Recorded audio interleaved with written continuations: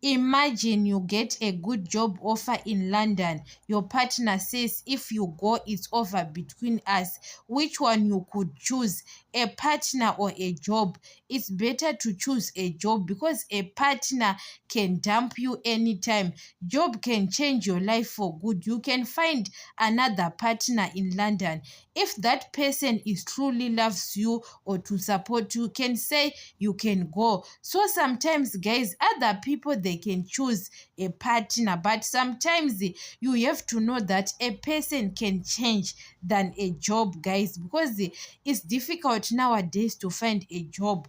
Yes, even that person can dump you but can't give you or to pay your bills. You know that that person who want to control you at end of the month doesn't give you a cent and says, if you go, it's over between us. It's better to choose a job. You know that it's better to have a job than to have a partner. Sometimes that person doesn't love you, because a person who loves you, who want to support your dreams, can say you can go, or maybe you can start going, and maybe later and you do something and bring your partner, if you are serious with life, because your partner is not serious sometimes. If you want to do something in your life, you know life is not about sleeping every time.